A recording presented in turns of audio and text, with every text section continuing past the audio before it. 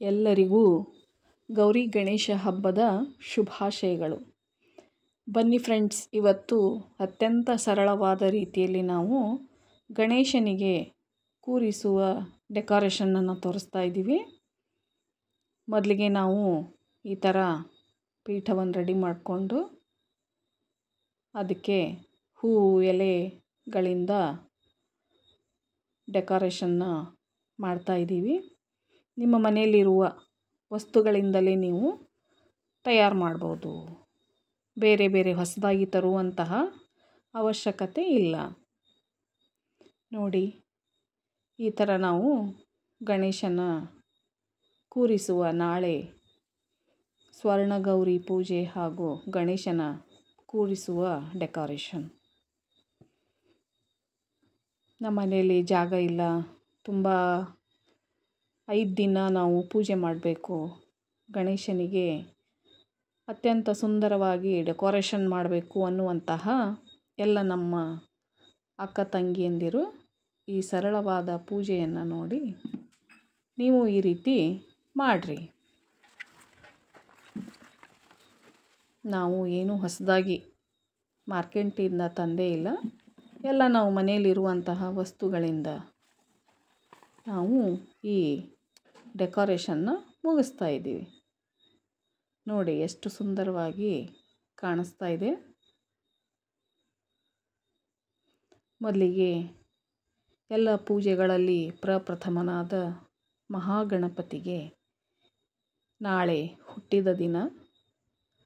ಆತನನ್ನು ಪ್ರತಿಯೊಂದು ಮನೆಗಳಲ್ಲಿ, ನಮ್ಮ ಪ್ರತಿ ಓಣಿಗಳಲ್ಲಿ, ಕಾಲೋನಿಗಳಲ್ಲಿ, ಆಫೀಸ್ಗಳಲ್ಲಿ, ಶಾಲೆಗಳಲ್ಲಿ ನಾವು ಈ ಗಣೇಶನ ಹಬ್ಬವನ್ನು ಆಚರಿಸ್ತೀವಿ. ಆದರೆ ಇದು ಮನೆಯಲ್ಲಿ ಸ್ವರ್ಣಗೌರಿ ಜೊತೆಗೆ ಗಣೇಶನ ಹಬ್ಬವನ್ನು ಆಚರಿಸ್ತೀವಿ. ಅದಕ್ಕೆ ನಾವು ಒಂದು ಡೆಕೋರೇಷನ್ನ ಮಾಡ್ತಾಯಿದ್ದೀವಿ ಫ್ರೆಂಡ್ಸ್. ನೋಡಿರಿ, ಇದು ಶ್ರೀ ಗಣೇಶನ ತಂದೆ ಮಹಾದೇವನನ್ನು ನಾವು ಕೂರಿಸಿ ಗೌರಿಯೊಂದಿಗೆ ನಂತರ ಗಣೇಶನ ಕೂರಿಸಿ ಪೂಜೆ ಮಾಡಬೇಕು ಅಂತ ಒಂದು ಪಾತ್ರೆ ತಗೊಂಡು ಅದಕ್ಕೆ ತೆಂಗಿನ ಎಣ್ಣೆಯನ್ನು ಹಾಕಿ ಇದ್ದಲು ಪುಡಿ, ನೀವು ಕರಿ ರಂಗೋಲಿ ಇದ್ರೂ ಹಾಕ್ಬೋದು. ಆದರೆ ಇದ್ದಲು ಪುಡಿ ನಾವು ತೆಳುವಾಗಿರುವುದರಿಂದ, ಅಲ್ಲದೆ ಭಗವಂತನಿಗೆ ಬೂದಿನೇ ಇಷ್ಟ ಇರುವುದರಿಂದ ನಾವು ಆ ಇದ್ದಲು ಪುಡಿಯಿಂದ ಶಿವನ ಆತ್ಮಲಿಂಗವನ್ನು ರೆಡಿ ಮಾಡ್ತಾಯಿದ್ದೀವಿ. ಇದು ಮರಳು ನೋಡಿ, ಕರಿ ಮರಳು. ಈ ಥರ ಮರಳಿಂದ ನಾವು ಶಿವಲಿಂಗನ ಸ್ಥಾಪನೆಯನ್ನು ಮಾಡ್ತಾಯಿದ್ದೀವಿ. ಮೇಲೆ ಸ್ವಲ್ಪ ಇದ್ದಲು ಪುಡಿಗಳನ್ನು ಹಾಕ್ತಾಯಿದ್ದೀವಿ. ಪೂರ್ಣ ಕಪ್ಪಾಗಿ ಶಿವಲಿಂಗ ಕಾಣಿಸ್ಬೇಕಲ್ಲ, ಅದಕ್ಕೆ ಈ ರೀತಿ ನಾವು ಇದ್ದಲು ಪುಡಿಯನ್ನು ಮೇಲಿಂದ ಸಿಂಪಡಿಸ್ಕೊಂಡ್ಬಿಟ್ಟು, ಆಗಲೇ ಒಂದು ಡಬ್ಬಿಗೆ ನಾವು ಇದ್ದಲು ಪುಡಿ ಬೆರೆಸಿತ್ತಲ್ಲ ಅದನ್ನು ಮಧ್ಯಭಾಗದಲ್ಲಿ ಹಾಕಿ ನೋಡಿ, ಶಿವಲಿಂಗ ಎಷ್ಟು ಸುಂದರವಾಗಿ ಕಾಣಿಸ್ತಾ ಇದ್ದಾನೆ.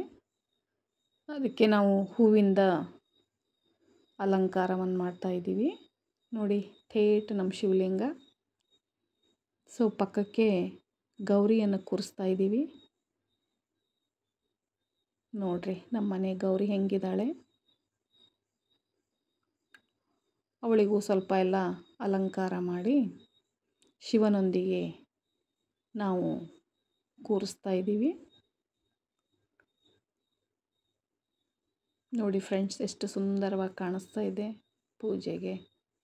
ನೀವು ಈ ಥರ ಕಸದಿಂದ ರಸ ಅನ್ನುವಂತಹ ಒಂದು ವಸ್ತುಗಳನ್ನು ತಗೊಂಡು ಪೂಜೆಯನ್ನು ನಾವು ಅತ್ಯಂತ ಸುಂದರವಾಗಿ ಮಾಡ್ಬೋದು. ಭಗವಂತ ಯಾವ ರೂಪದಲ್ಲಾದರೂ ಇರ್ತಾನೆ ಅಂತ ಹೇಳ್ತಾರೆ. ಮಣ್ಣಿನಲ್ಲೂ ಬೂದಿಯಲ್ಲೂ ಮಹಾದೇವ ಇಷ್ಟಪಡುವ ಜಾಗ, ಇಷ್ಟಪಡುವ ವಸ್ತು ನಾವು ಮಾನವ ಅಲ್ಲದೆ ಯಾವ ದೇವಾನುದೇವತೆಗೆ ಇಷ್ಟವಿಲ್ಲದ ವಸ್ತುಗಳು. ಆದ್ದರಿಂದ ನಾವು ಬೂದಿಯಿಂದನೇ ಮಹಾಲಿಂಗನ ಪ್ರತಿಮೆಯನ್ನು ಸ್ಥಾಪನೆ ಮಾಡಿದ್ದೀವಿ.